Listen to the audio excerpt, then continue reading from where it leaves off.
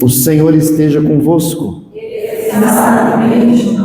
Proclamação do Evangelho de Jesus Cristo, segundo Marcos. Glória a vós, Senhor. Naquele tempo, Jesus começou a ensinar de novo às margens do mar da Galileia.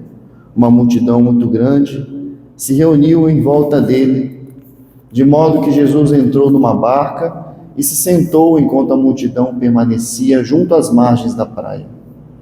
Jesus ensinava-lhes muitas coisas em parábolas, e em seu ensinamento dizia: escutai, o semeador saiu a semear. Enquanto semeava, uma parte da semente caiu à beira do caminho, vieram os pássaros e a comeram. Outra parte caiu em terreno pedregoso, onde não havia muita terra. Brotou logo, porque a terra não era profunda. Mas, quando saiu o sol, ela foi queimada, e como não tinha raiz, secou. Outra parte caiu no meio dos espinhos, os espinhos cresceram, a sufocaram, e ela não deu fruto. Outra parte caiu em terra boa, deu fruto, que foi crescendo e aumentando, chegando a render 30, 60 e até 100 por um. E Jesus dizia: quem tem ouvidos para ouvir, ouça.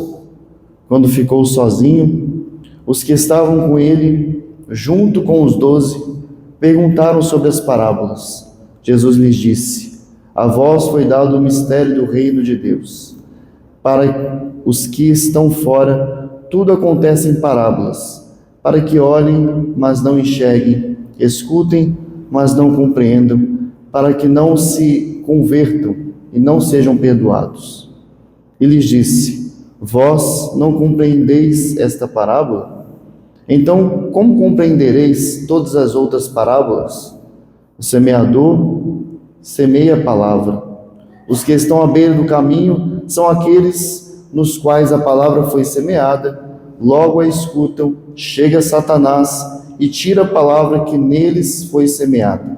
Do mesmo modo, os que semeiam a semente em terreno pedregoso são aqueles que ouvem a palavra e logo a recebem com alegria, mas não têm raiz em si mesmos. São inconstantes. Quando chega uma tribulação ou perseguição por causa da palavra, logo desistem. Outros recebem a semente entre os espinhos.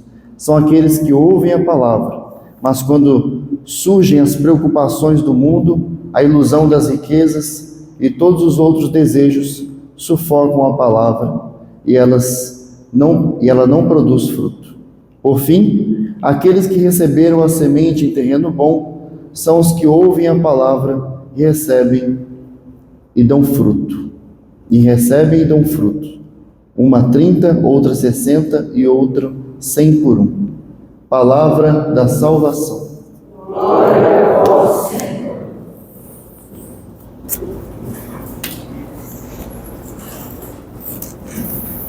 Quando eu era garoto, fazia natação e participava de alguns campeonatos de natação. Mas não se iluda não, que eu perdia todos.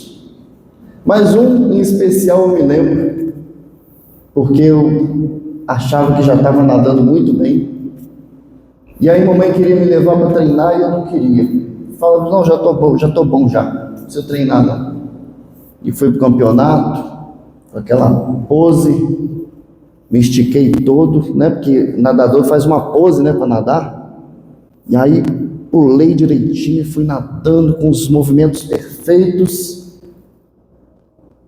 Na primeira raia, eu não aguentei, fôlego acabou, estava sem preparo, porque eu não estava treinando. Saí até na frente de todo mundo, mas fiquei no meio do caminho. O inimigo, o meu obstáculo não foi a água, meu obstáculo não foi o cansaço, o meu obstáculo foi o excesso de confiança que eu tinha em mim mesmo. Nosso Senhor está falando para nós hoje dos obstáculos que nos impedem de alcançar a coroa da vitória, os obstáculos que nos impedem de colocar aquela medalha que nos dá satisfação de ter passado pelo caminho de ter lutado, de ter perseverado, de ter vencido os obstáculos, os inimigos, os obstáculos que nos afastam de alcançar a vitória e a coroa, não a coroa deste mundo, mas a coroa imperecível da glória. São 3 que estão aqui nesse texto e que nós precisamos ter em mente e gravar para estar vigilante diante das tentações que surgem na nossa vida. E você já sabe, digam comigo: o diabo, a carne e o mundo. O diabo tem estratégias. Ele é um dos maiores obstáculos porque ele tem uma inteligência muito superior a nós. E a primeira estratégia dele é fazer com que as pessoas duvidem, não acreditem, não tenham fé, para que não sejam salvos, mas no fundo, para que elas não se submetam a Deus e possam viver como animais, sem regras, sem princípios morais. Porque se Deus não existe, logo eu sou Deus de mim mesmo. Não que todo ateu viva como animal, mas em geral, não crer em Deus é uma desculpa para justificar a sua própria libertinagem. O diabo, ele rouba a palavra do nosso coração, deixando o coração duro para que nós não compreendamos a palavra, para que você fique na missa, disperse, olhe no celular, fique preocupado. O diabo, ele tem a estratégia também de semear o joio no meio do trigo. Em Mateus capítulo 3, você vê que o diabo semeia o joio no meio do trigo, enquanto os servos de Deus estão dormindo. Ele usa pessoas com aparência de cristã, pessoas que usam a palavra de Deus, mas que na verdade são filhos do diabo, do maligno. Pessoas que dentro da igreja roubam, adulteram, enganam, e aí você desanima, vai perdendo a fé, porque a sua confiança não está em Deus, está no padre, está nas pessoas. E aí o diabo se aproveita dessa nossa fraqueza, de colocar a nossa confiança nas pessoas, e rouba a palavra de Deus, usando-se do joio. O diabo atormenta pessoas com rancor e mágoa. Em Efésios 4, versículo 26 e 27, diz que quando ficamos irados, devemos buscar a Deus e perdoar imediatamente, para não dar lugar ao diabo. Dentro, no nosso meio, nós como comunidade cristã, vamos criando rancor uns dos outros e o diabo vai tomando o lugar da graça de Deus. E essa é uma das estratégias que ele faz com que nós enfraqueçamos na caminhada. E o diabo confunde com falsos ensinamentos. Quem aqui já não foi confessar, e aí o padre disse: não, isso não é pecado não, isso não tem problema não, é porque ele faz também, né? Então, isso não é pecado para mim, não é pecado para você. Indo contra a palavra de Deus. Eu já ouvi dizer dentro da igreja que Davi e Jonatas eram amantes. Então ser gay é uma coisa natural do amor de Deus. Já tem até igreja LGBT agora, né? O diabo confunde com falsos ensinamentos. Nada é pecado, tudo é permitido, desde que você ame. 1 Timóteo 4, Paulo diz que nos últimos tempos muitos abandonarão a fé e seguirão espíritos enganadores e doutrinas demoníacas.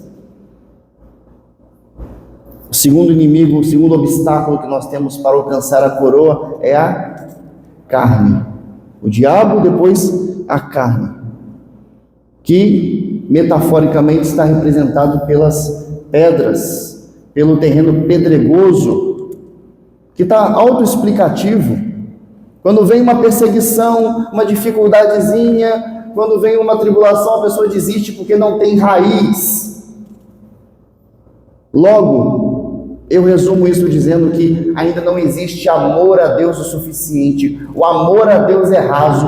E por isso, sabe, você que ama alguém, você que é mãe, que ama o seu filho, você não desiste dele por qualquer motivo, porque você ama, e você vai lá na fila do presídio e vê um monte de mães passando por aquela humilhação porque ama o filho, mas não tem capaz de passar por uma humilhação por causa de Deus, não tem capacidade de passar por uma perseguição, por uma dificuldade, ou de aceitar a vontade de Deus na sua vida.